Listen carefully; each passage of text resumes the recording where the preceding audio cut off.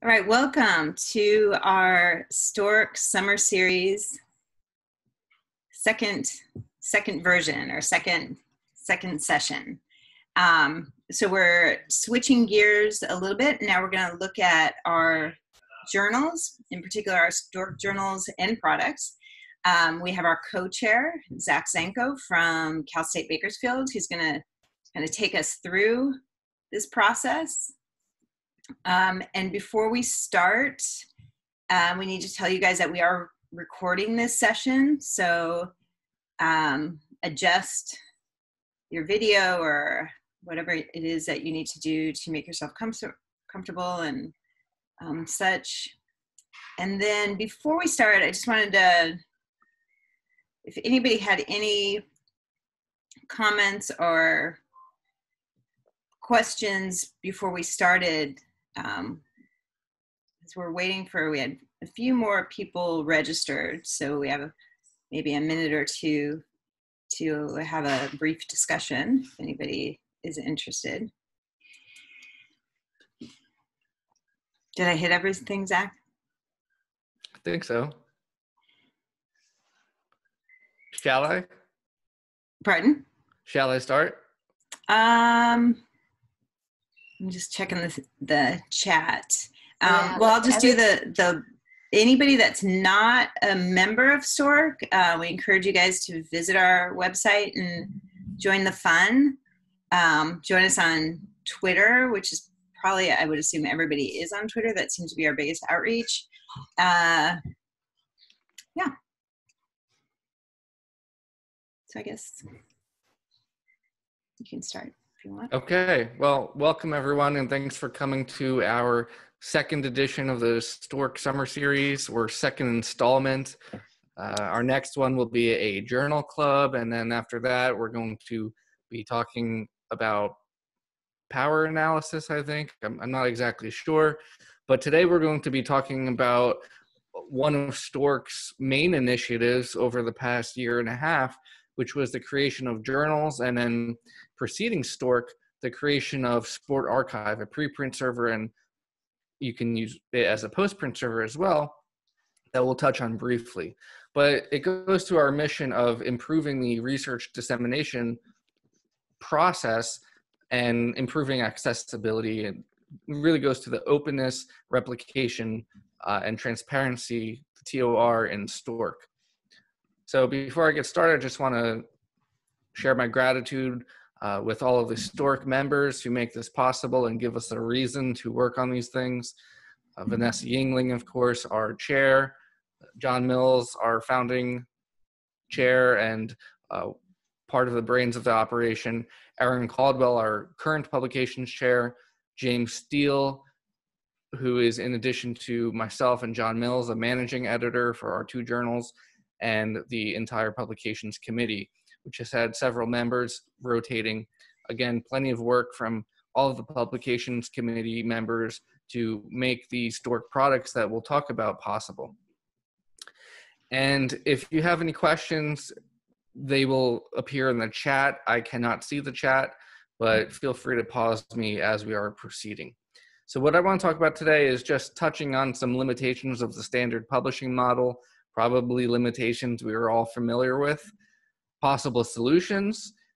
Solution number one is preprint servers such as Sport Archive, but there are others as well. And solution two would be open access, low cost, and society-run journals. We have created two of them, and I will be discussing details about those two journals and what makes them a little bit more unique in comparison to other journals that are more established and already existing.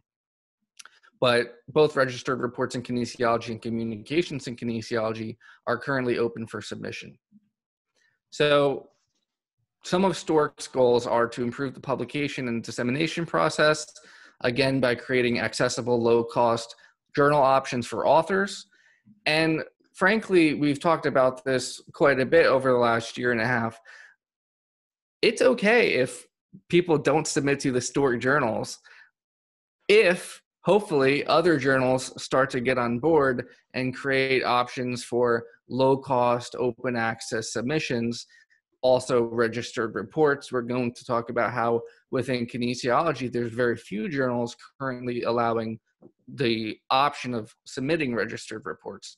And we're also going to talk about what exactly is a registered report.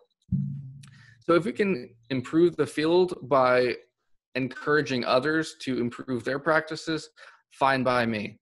That's one of our goals too. I don't want to have a monopoly on the publishing process. I just want to create options when options don't exist. So limitations that probably most of us are familiar with. Imagine yourself as a researcher and as an author. You're going to submit work that has been funded either directly or indirectly by taxpayers to a journal, usually a for-profit journal. Maybe you're being paid through a grant, which is taxpayer funded. Maybe you're at a public university, which receives public tax dollars.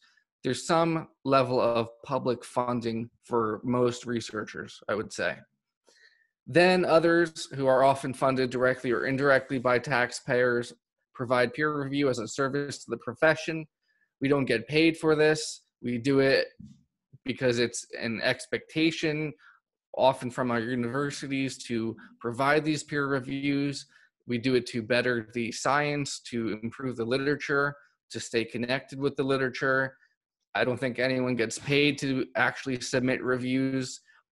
Again, you can think of the service and it as part of your job as, one of the ways the taxpayer is funding you.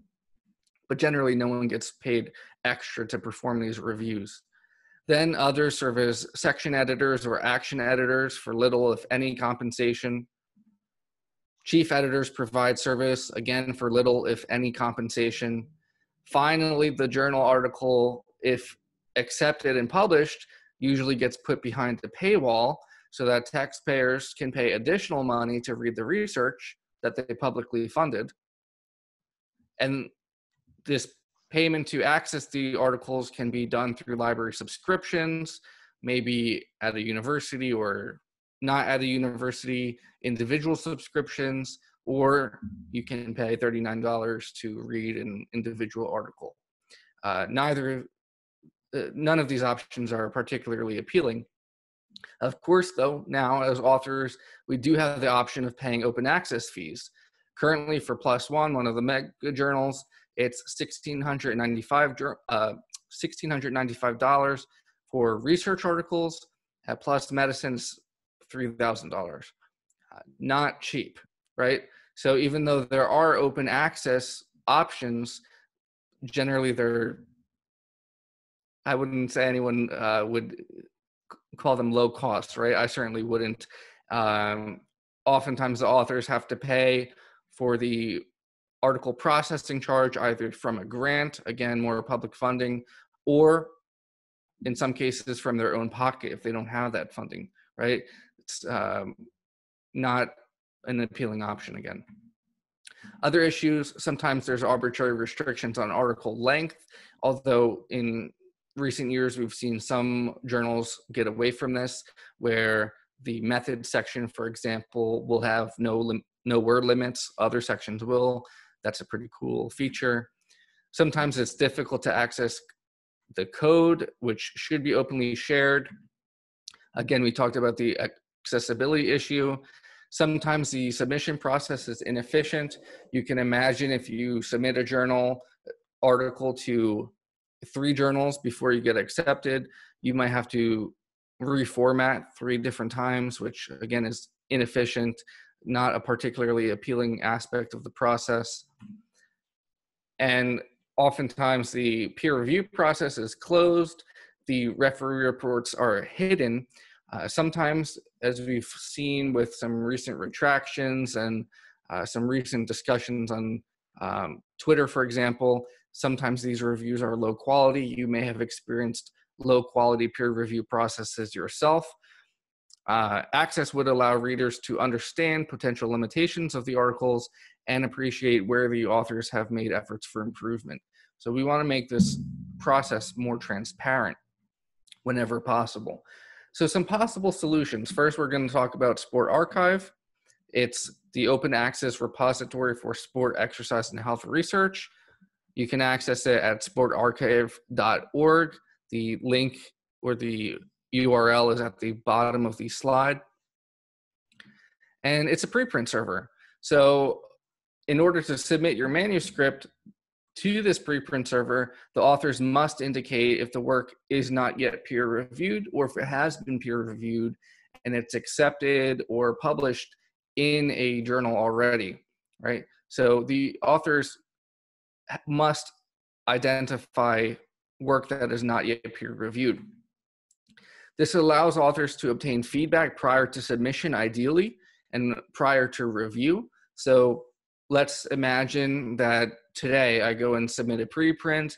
I can share it with colleagues. I can post it on Twitter and ask for feedback. And then hopefully when I go to submit it to a journal, it's an improved product, right? Its quality has improved because rather than get feedback from 2 or 3 reviewers, maybe I get feedback from a dozen people to improve the quality of the manuscript. Of course, it doesn't always happen this way.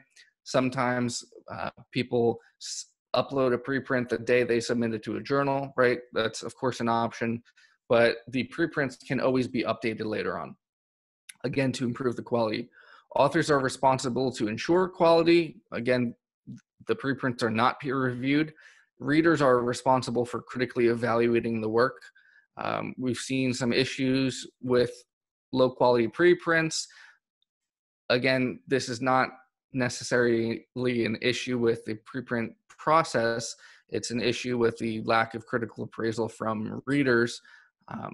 James Heathers published an article on Medium recently. He said, "I'd hope this can serve as a reminder that the idea of releasing work previous to a formal publication isn't the problem. It's us. The problem is the user, not the tool." So again, it's always very important with these initiatives to read critically, to understand that the work is not peer reviewed and understand the limitations of that, but also understand the strengths as well. Again, hopefully obtaining additional feedback and ultimately improving the quality, in addition to accessibility. You also get credit for your intellectual property. You have a digital object identifier and it shows up on Google Scholar. You can link it on your CV and maybe it has a little bit more weight if you actually link to a posted manuscript than if you just said, in preparation on your CV. And you can also link data and material with the Open Science Framework. In many cases, journals allow non-typeset accepted versions to be posted as postprints. So this is a really great way to improve accessibility, again, depending on the journal. You might have a peer-reviewed article and you publish on the preprint server on Sport Archive the non-typeset version. So the peer-reviewed version, it's not formatted like the journal will format it, but still it allows people to access the content at no cost to them. So it's one option that you can consider, even if you don't do the preprint. You might just improve accessibility by using the Sport Archive. So again, you can check out the various preprints that currently exist. Some of these are postprints. Here's one example from Dr. Boris Cheval and colleagues. Higher inhibitory control is required to escape the innate attraction to effort minimization. A very interesting paper. Uploaded it. These authors, if they want, they can continually update the manuscript. Again, depending on feedback that they might get throughout the process. The cover page explains that it is not yet peer reviewed, and it also explains how people can cite the preprint if they're interested in doing so. If you are unaware of whether or not a journal will allow you to post a postprint or preprint, you can check out this website, Sherpa Romeo. Here's a journal that is relevant to me, Psychology of Sport and Exercise, and they allow the posting of preprints before peer review, and they allow authors to post postprints as well on Sport Archive. However, the authors, again, cannot put the publisher's version of the PDF or the typeset version on Sport Archive. So with that caveat, you can still give people access to the content that you prepared and that was peer reviewed and published in Psychology of Sport and Exercise. So even if people don't have a subscription to Psychology of Sport and Exercise, or if it's not an open access article for Psychology of Sport and Exercise, you can still share and improve accessibility. And you can search for other journals that might be more interesting to you as well using this service. But thankfully, Psychology of Sport and Exercise for me is a relatively open journal and allows those options. Unfortunately, not every journal in our field allows these options. It's a case-by-case basis, and you need to be aware of which journals have which policies. So let's move on to Registered Reports in Kinesiology, which was the first journal that we created as a STORK journal. So you can see the intro page here, and you can see the URL. Registered Reports in Kinesiology welcomes investigations with null results and is designed to reduce publication bias and the file drawer problem. Registered Reports in Kinesiology aims to highlight the most reproducible and methodologically rigorous research in kinesiology. As such, novelty, anticipated impact, and surprise of research results will never be a criteria for publication. Acceptance decisions will not be made based on the study outcomes. So, how can we ensure that? Here is a figure from a paper by Caldwell and colleagues. You can see the URL to access the preprint version at the bottom, and this has been published as the peer-reviewed paper in Sports Medicine. So you see the preprint version made its way through the publication process, and it's also published in Sports Medicine. But this figure illustrates that there's many decisions and many activities that might be undertaken by researchers before the final published paper makes its way to the journal pages. So there might be some p-hacking, for example. There might be publication bias where editors or reviewers are less keen on publishing a null result, for example. And then what it shows to the reader is that maybe more papers have significant findings, a higher proportion of papers have significant findings than really represents the actual research and the actual science. So there can be many limitations to this traditional process of submitting a paper where the results and the discussion come at the beginning. So the registered reports process is meant to combat this issue. And there's about 200 journals now that are allowing for registered reports, most of these in psychology. However, we're going to highlight that there's only 3 journals that I know of serving kinesiologists that allow the registered reports format. So what you do first is you submit a protocol with the introduction, methods, and statistical analysis plan. You include pilot data if you have pilot data. Pilot data is not necessary. The introduction and the methods and the analysis plan get peer reviewed, either rejected or revised. Eventually, ideally, it will result in what's called stage 1 acceptance or in principle acceptance. Once you have in principle acceptance, then the data collection process begins.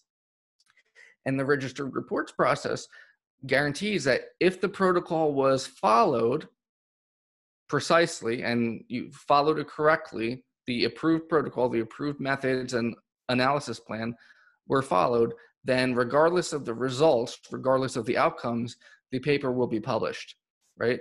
So less likely to have a rejection based on null findings, for example. This has been very promising in many journals, and we decided to create a journal, Registered Reports in Kinesiology, that offers this option and serves all of kinesiology. So currently, journals in kinesiology and related fields that offer registered reports that I know of are Human Movement Science, Psychology of Sport and Exercise, and now Registered Reports in Kinesiology. I don't know of any others. Maybe others are out there. Feel free to put that in the chat and we can acknowledge those other journals as well. But it seems that our options are pretty limited. And depending on your subdiscipline within kinesiology, you might not have any option at all, right? As an exercise psychologist, I'm very happy to have psychology of sport and exercise as one of those options. To register reports in kinesiology serves the entire domain of kinesiology and exercise science. We have sections for biomechanics, coaching and sport pedagogy, exercise and sports psychology, physical activity, health and disease, physiology and nutrition, sensory motor control, sports medicine and rehabilitation, and training and performance analysis. We accept systematic reviews, meta-analyses, scoping reviews, original investigations, and replications. Currently, there's no article processing charge for an open access article, right? Eventually, this may change to minimal article processing charge, but no article processing charge for STORK members. We will talk about where the costs come from and why this might change. However, currently, we're not charging, and we hope to get submissions so that you can have an open access publication. The data and code must be submitted as well and uploaded to a repository. The submission process is streamlined. You are only expected to format the manuscript to APA format if accepted, but you can submit it in whatever format you like as long as it's consistent, right? So you don't need to reformat an article for a specific journal only to get rejected, for example. Open peer review is encouraged but not required. So what this means is we encourage people to share their reviews, and we encourage people to sign their reviews. However, we also understand that this might not be feasible or prudent in some situations. Let's imagine you're an early career researcher with less security and you are having a negative review about a manuscript. Perhaps you don't want to attach your name to it for fear of retaliation, right? And that's a valid concern, unfortunately, in some situations. So it's encouraged, but again, not required. Why is there any cost? Remember, we're the Society for Transparency, Openness, and Replication in Kinesiology. We try to be as open as possible. The cost comes from digital object identifiers, hosting, domain registrations, plagiarism checks, etc. This comes on the back end. However, what we've learned is the costs are pretty minimal. Just for some comparison, right? Let's take that +1 example from the beginning. Right now, we have no article processing charges for anyone, so this comparison doesn't even hold. But let's imagine we go to having it free for STORK members only. A STORK membership currently is half off. For professionals, it's $48 for a year. Eventually, this might go back to $96. We need to talk about this and assess where the budget is, of course. But let's imagine, just for the sake of this example, that it goes back to $96 per year for a professional. You can be a STORK member for 15 years, 16 years, before you even approach the cost of an open access fee, an article processing charge for +1. Meaning, in theory, you can publish as many articles as you want as open access articles for less than the cost of one submission to and one publication +1. To me, there's really no comparison. Other selfish benefits of register reports that I'm experiencing now as an early career researcher: you get early credit. So it means something to people who are evaluating you to put in principle acceptance on your CV, right? We know that the data collection process takes a long time, especially when research projects are shut down right now during COVID-19, for example. From start to finish, a research project might take a couple of years. This allows you to establish some type of credit early and some type of promise that eventually your project will result in fruitful outcomes.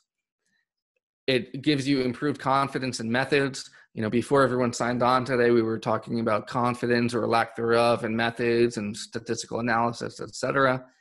This allows you to get feedback from other experts, other reviewers, before you actually start data collection.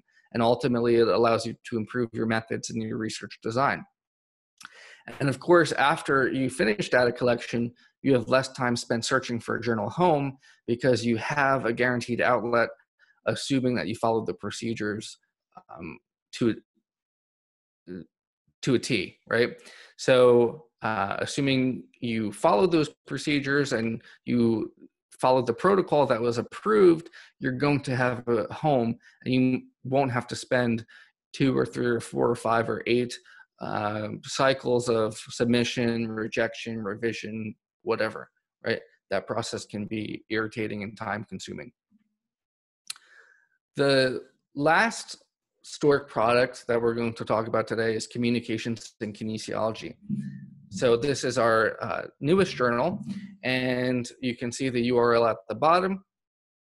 Communications and Kinesiology is similar to Registered Reports in Kinesiology, but different in that we don't require registered reports, right? Some people might be sitting on data right now that you haven't been able to find an outlet to, maybe because you have null findings, for example, or maybe there's some other issues that you can still address now, but the data have already been collected. So Communications and Kinesiology might provide an outlet for you. You can read an editorial here. We recently posted this. It's called Communications and Kinesiology, a new open access journal from the Society for Transparency, Openness, and Replication in Kinesiology. And it outlines in more detail the rationale for communications and kinesiology. But much of the rationale has been touched on already.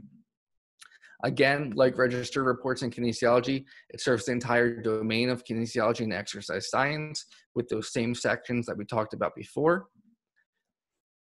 We have original research, which might be a completely new investigation and might be a replication. There's also methodological tutorials, opinion pieces, critical narrative reviews, and case studies. One of the goals of Communications and Kinesiology is to improve meta-science.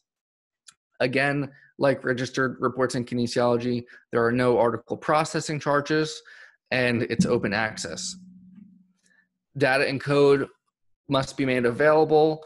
There will be very rare exceptions to this policy, but depending on unique circumstances, possible local laws, for example, this might not be possible, so we are aware of that. But by default, we expect the data and code to be made available and posted on a repository. Pre-registration is encouraged but not required.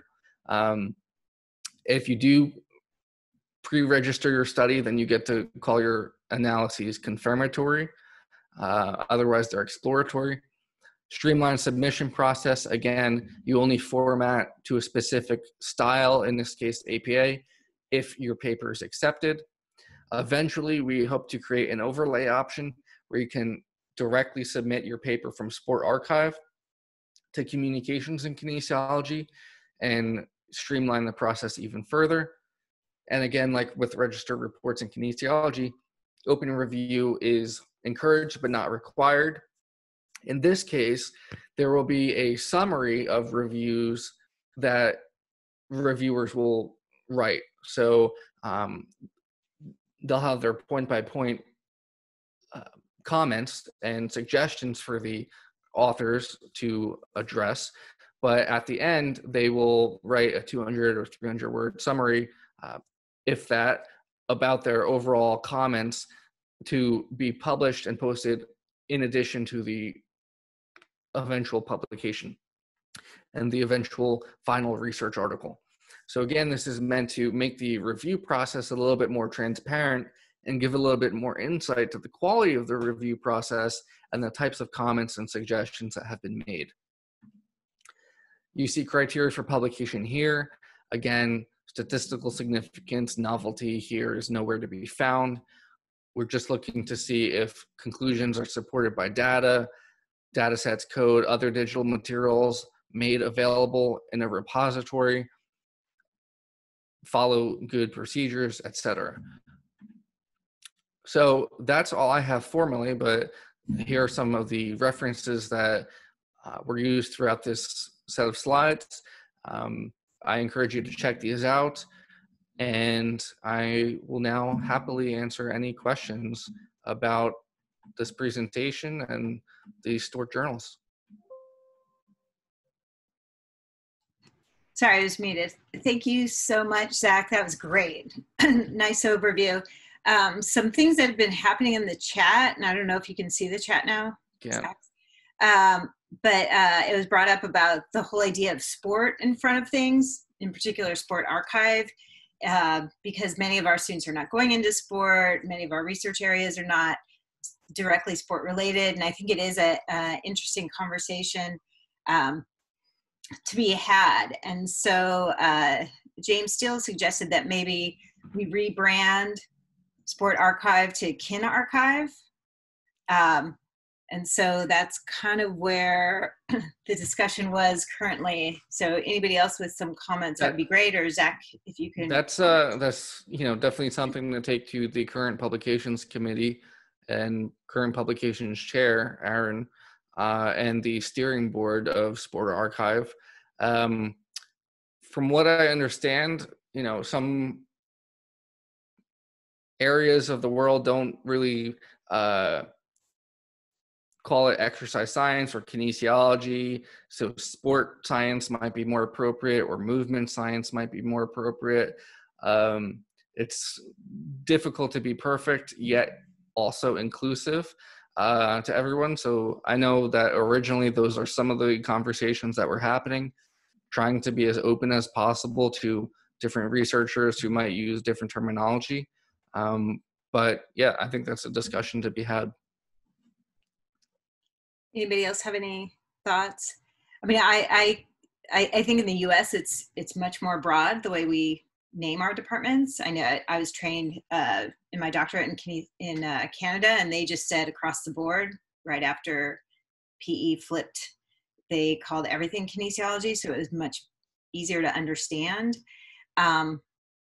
But then, so I thought kinesiology was the answer until if you look up applied kinesiology, especially down in Australia, then it becomes pushing into pseudoscience, which is always a little scary. So I think it's a never-ending, difficult question to. I think many institutions in the United States have renamed themselves kinesiology after Carl Newell's paper in Quest, I believe.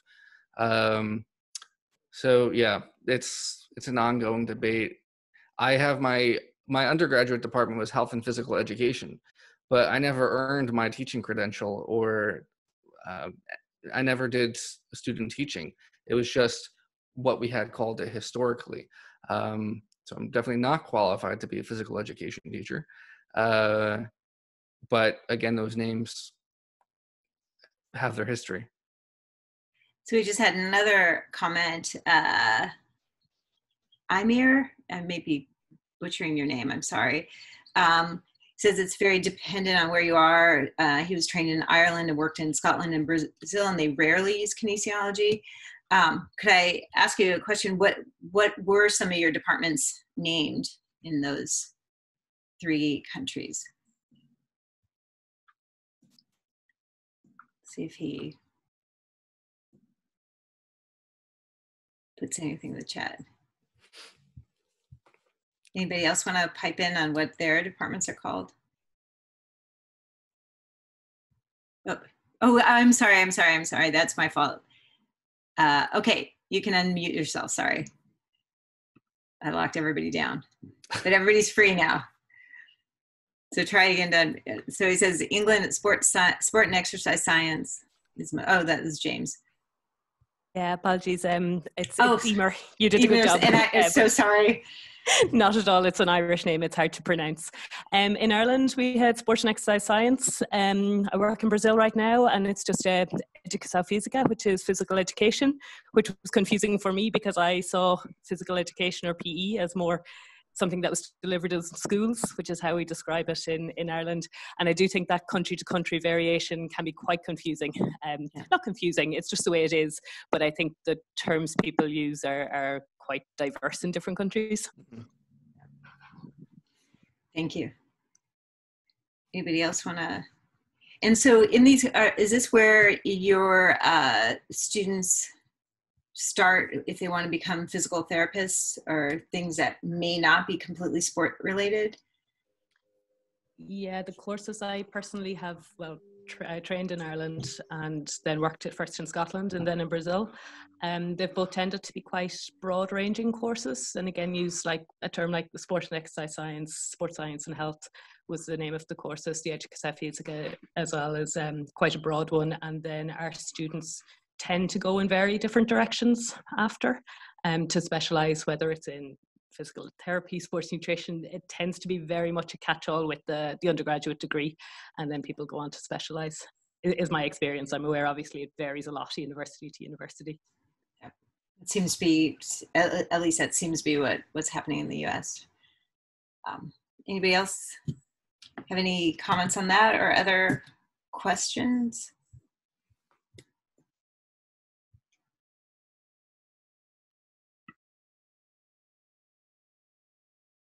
Do have another comment at Rutgers.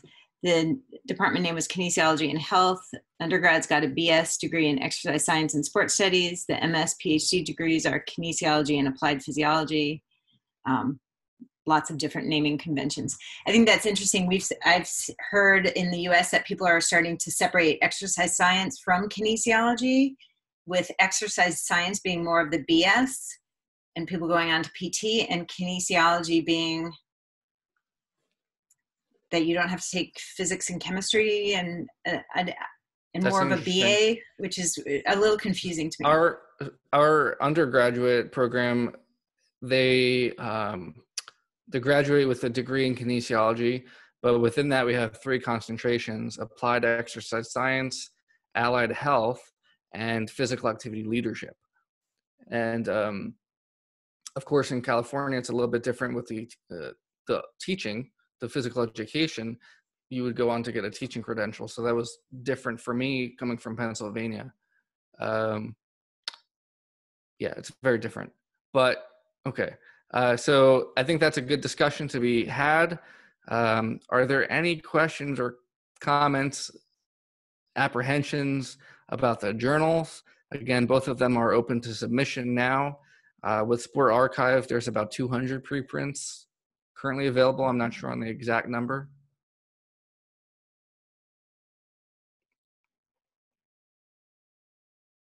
May I ask a question directly here, or do you prefer in the comments? Absolutely. I think it's probably easier here. Firstly, congratulations. I love what you're doing here, and I think it's really needed in the field. I'm not quite sure how to phrase this question. In my department, at least, we are under quite a bit of pressure to always publish in the highest impact that we can. I actually this morning was searching for a place where I want to publish a protocol for a systematic review and meta-analysis. I really like the layout that you guys are doing, but I'm not sure if it's the best fit for the final paper. Is it appropriate or allowed to submit a protocol for peer review and maybe not necessarily submit the final paper? Yes. We would have like a short summary on withdrawn protocols. Just say, you know, this was originally approved here, but it wouldn't be your final manuscript. If you get in principle acceptance, and this goes for any journal that does register reports, you're not bound to submitting your final product there. So if you want just like peace of mind that you'll eventually have a home, but you change your mind later, that's absolutely fine. I totally understand the idea of impact, especially when the pressure comes from the top down. We don't have an impact factor yet. These things take time to establish. Hopefully, eventually we will get there, but that's I would say, a common concern. And I apologize if that sounded negative, because I genuinely really like what you're doing. It's absolutely realistic concern to be had, and I think a valid one in many departments. So thank you for that question. So I think that's an interesting thing. So we will get an impact factor, but again, I think impact factors are kind of losing favor, right? At least as they were done through Thomson Reuters, which is now Clarivat. Depends where you look, what impact factor you're going to get as well. True. But I mean, they probably trade named it the impact factor. There's many factors now, but so I think that brings up the idea that people need a number. And my experience has been higher ups, deans and provosts will grab onto a number and they don't know what the number means necessarily. So then it becomes like a futile argument. Like when I was a couple of years back, I was at Temple and they're like, you need an impact factor of 1.5. And so I'm like, well, where does 1.5 come from? And there was no explanation because they couldn't even tell you what the impact factor was or who did it. It was just like the latest thing. And so I think that analysis of your research productivity in different ways probably needs to be pushed. And so I don't, it's an interesting question. Like the people that are most passionate about this seem to be early career who could be affected in negative ways by it. So it's like a conundrum that I think strategically needs to be managed. I just posted a link to the SF DORA statement, which stands for San Francisco Declaration on Research Assessment. Yeah. And it basically outlines a bunch of points about why you should not use impact factors in hiring and promotion decisions. Unfortunately, that depends on support from the people in charge of evaluating you. So I totally get it. It's a valid issue. It's a valid concern. I'm grateful personally to be in a department where we, in writing, specify other criteria for what we consider to be top tier journals, right? So it's a conversation to be had, but to answer your question, simply, no, you would not be bound to publishing if you were to obtain in principle acceptance.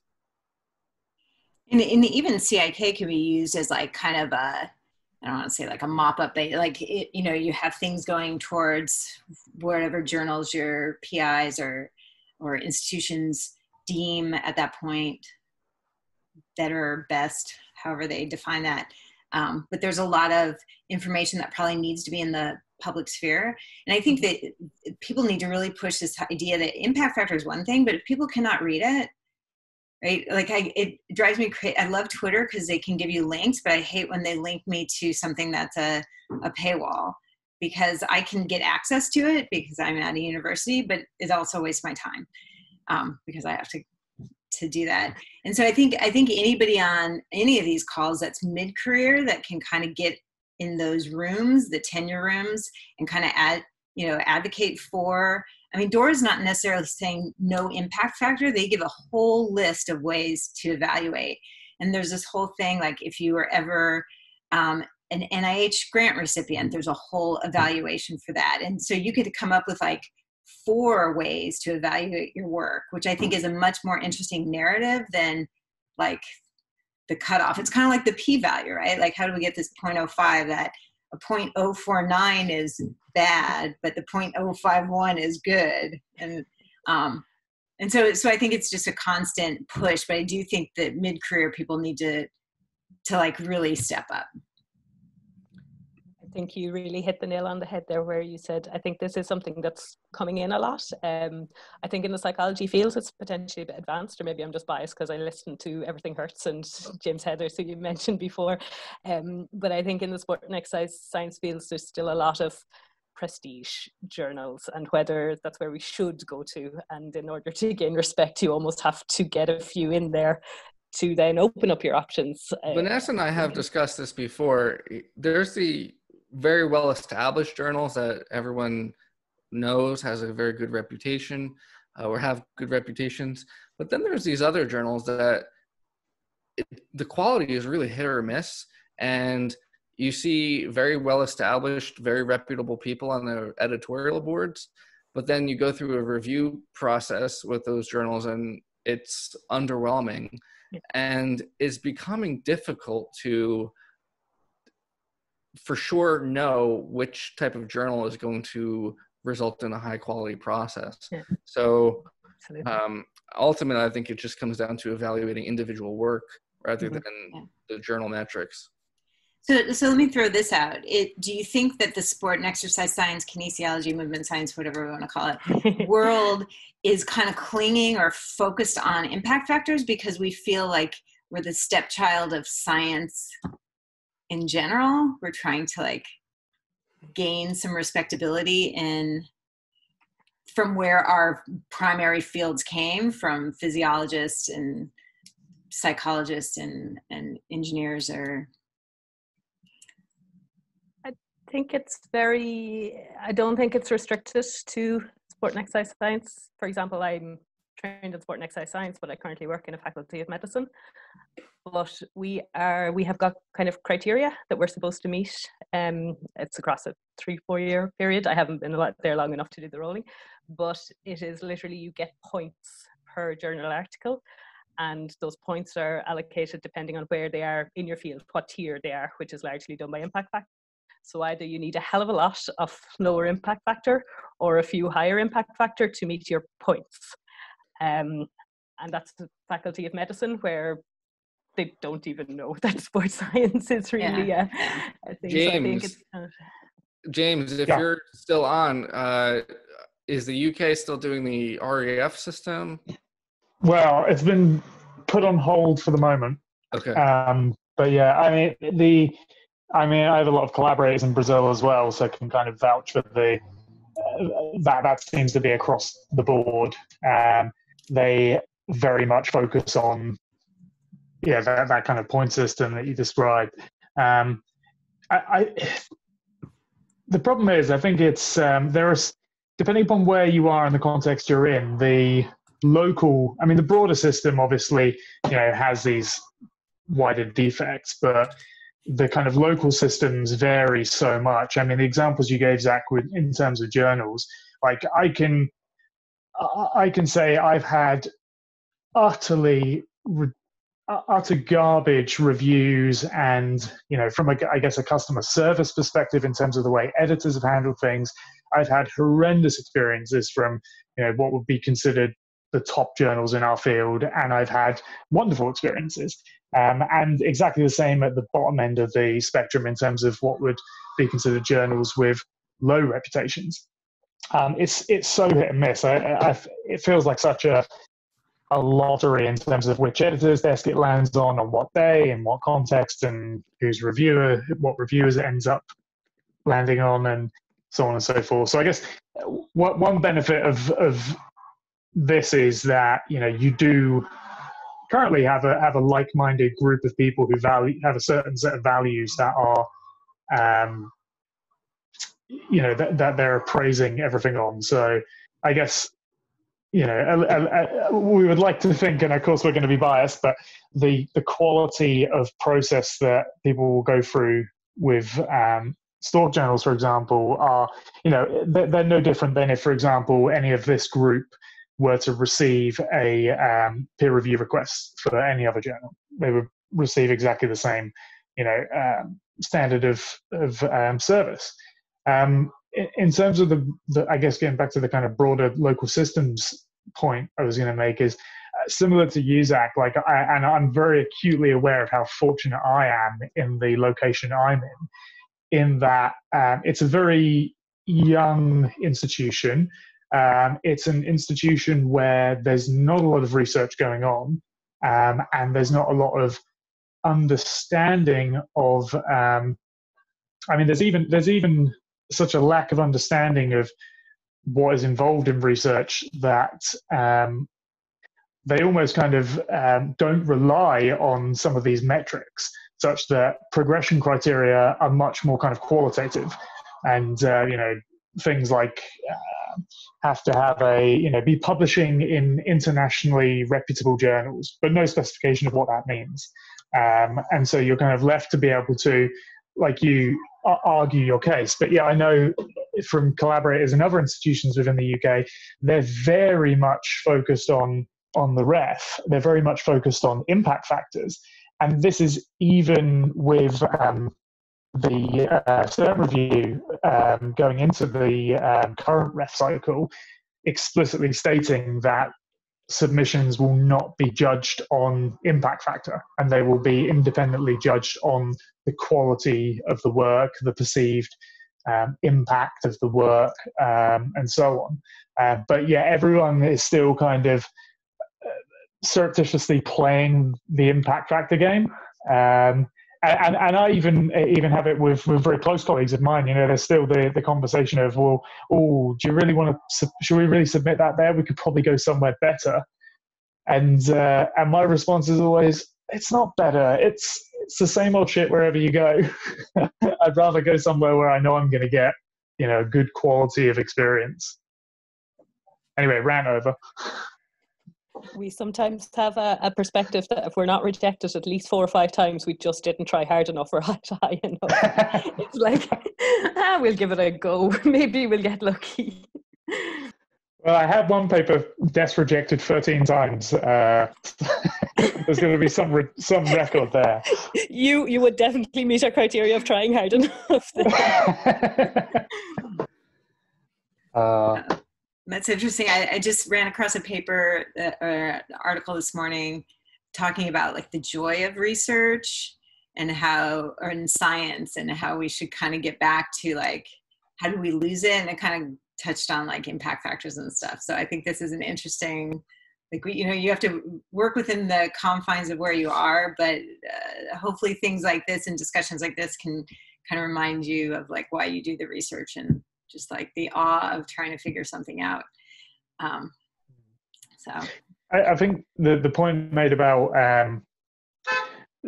particularly for those of us who hold these values, there is an element of responsibility on those who are kind of mid to later career individuals to, I guess, take on some of this burden, because like I think I've spoken to you guys before about this. Like I'm quite right from the get-go. My students, my graduate students, I bring them into this fold and educate them on the values of open, transparent science, and at the same time make them very acutely aware of the system that they're going into, and that there is an element of game playing that they're going to probably have to engage in at the early stages of their career to get a leg up, but that they need to balance that with that joy and excitement and wonder that they, you know, have for the research that they're doing.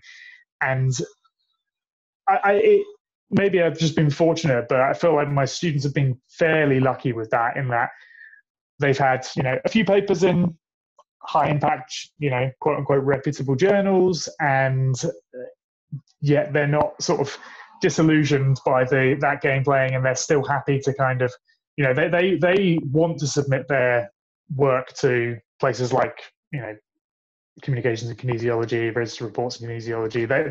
They want that quality of process, and it's actually me who's probably putting the down problem, saying, well, you know, if you want to finish this and work within the realms of academia, then you probably need to, you know, you need to get some chips, so to speak. You know, you need to have some chips to be able to trade in for those roles. And hopefully over time the system will change, and I think it is changing slowly, and I think it will hopefully one day get to where we want it to be.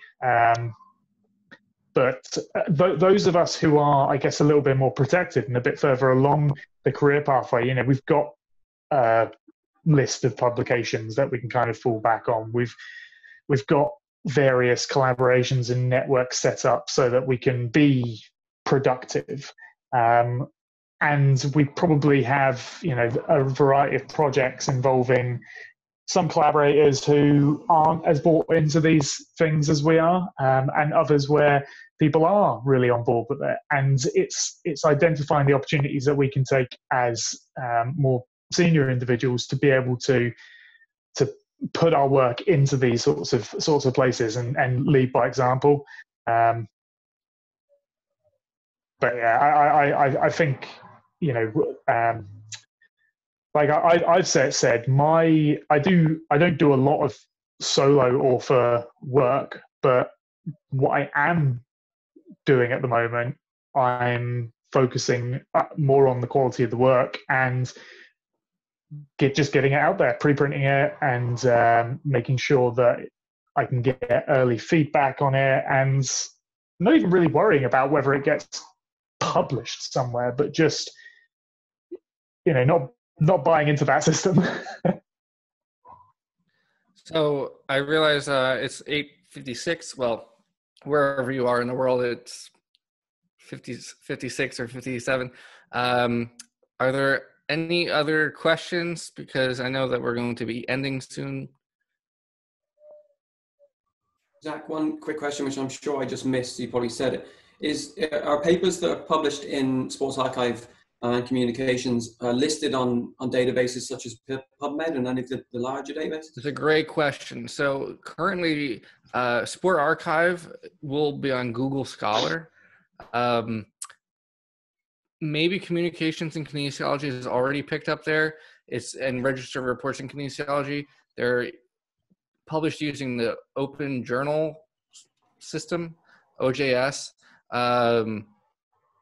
Aaron Caldwell would be the best person to ask about that. But for PubMed, for example, there's some criteria to get indexed there, and we do not meet those criteria yet. Ironically, they depend on submissions and publications. So these things take time, and we really rely on the community to support the journal. So I would say it depends. But if you post something on Sport Archive, then it will show up on Google Scholar. I cannot say for sure on Register of Reports in Kinesiology or Communications in Kinesiology. And a second follow-up question. Do you think that these journals are a good opportunity then to publish null effects? For example, I mean, I'm sure all of us, other people as well, but I have a number of papers which have found, nothing significant, and therefore they're not novel, and they're not clickbait, essentially. So they are consistently getting rejected based on these merits, and we now need a home. Assuming that they're quality methods and quality data collection and everything else, but the result was less exciting, submit to Communications and Kinesiology, right? Because the data have been collected, so you can't do a register report, but clear out that file drawer. Again, assuming the quality is there, we cannot reject based on significance or non-significance of findings. So it's an option. But I guess you're combating your peer reviewers there, which will potentially still be of the, let's call it the old mindset. Well, the reviewers are instructed, that's a great point. The reviewers are instructed to not consider that as criteria. Okay, yeah, great idea.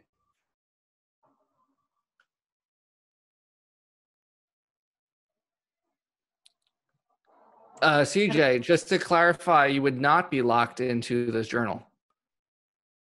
So if you submit a introduction and methods to Register Reports in Kinesiology and you get in principle acceptance, later on you can go publish wherever you want, but you would be guaranteed publication in Register Reports in Kinesiology if you follow the protocol. So I'm not sure if I'm answering that question completely. I think perhaps I had a similar, again, perhaps I misunderstood as well. You mentioned something about withdrawing if you go elsewhere, but what I would kind of be looking for is, right, here's my protocol, it's published, that's where it is. Critique as you will, and then afterwards, say for example, it gets published somewhere else, will that protocol remain published there with registered reports, so that if somebody wants to go back and cross-check that I did what I said I was going to do, so it's permanently available that's there. A great question. So the introduction and methods in Register Reports in Kinesiology don't get published by themselves.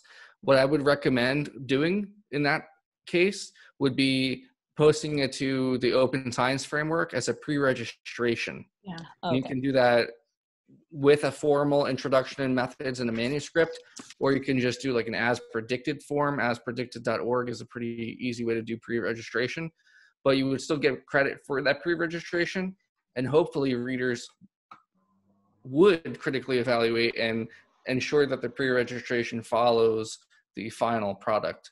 It's an excellent question, but that's what I would recommend there. And you get time stamped and you get credit for pre-registration. So just a follow-up question, does CIK do take protocols?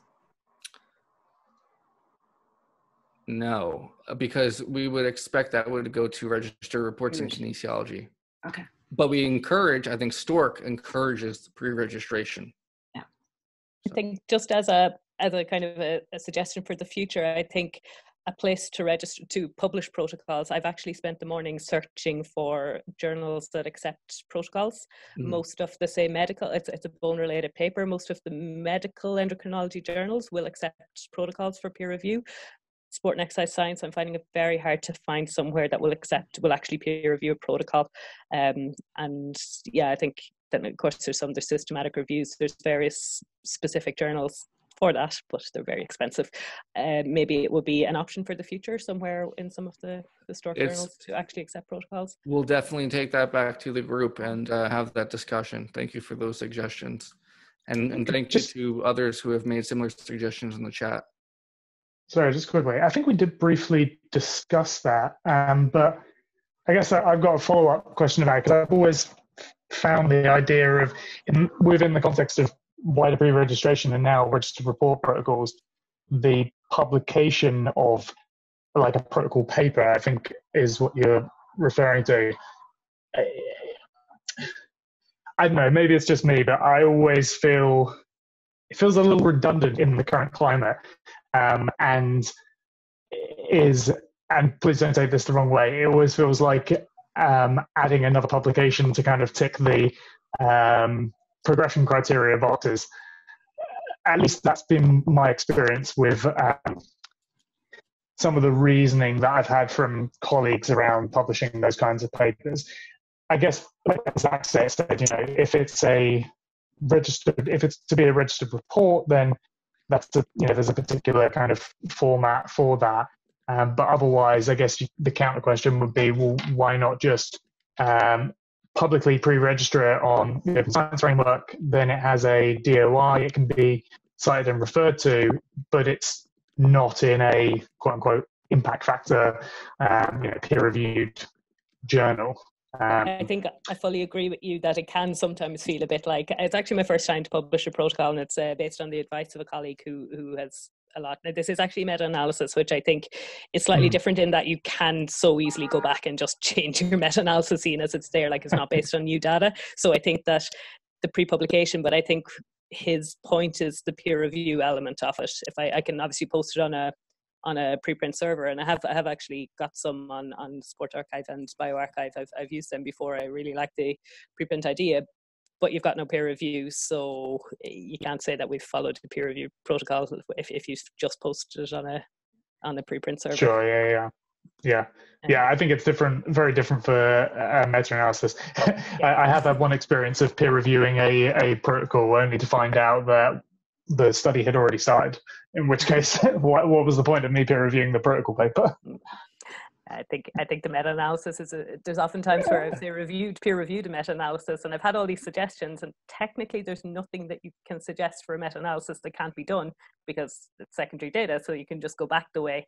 But I do feel that protocols can be very important there, because it is far too easy to have a post-analysis hypothesis, and I thought I'd get that the whole time, or I'll tweak these inclusion-exclusion criteria because that one particular one didn't suit my. I think it's a bit too easy to make post hoc decisions there. So I like the idea of having the protocol out there. But I agree the pre-printing is certainly an option. Right. So I guess we'll leave it there because we're at 9:05. Thank you, Zack, for your presentation. Thank you for the discussion. This has been great, especially as we're all sheltering in place, but just that we're getting a broad community across, at least from a few different areas, which is wonderful. So our next one is in 2 weeks. I think, actually, I have no idea when the next one is. The dates are not at my fingertips, but we will be pushing all this stuff out. I'm posting, all of the recordings will be posted on YouTube, and I'll send out the links with the full schedule of what we have for the rest of this summer. But if the first two are an indication, that the presentations are excellent and the discussions are rich. So I hope to see you all back here when we convene again. All right, so everybody stay safe and be well, and we'll see you next time. All right, take care. Thanks for coming.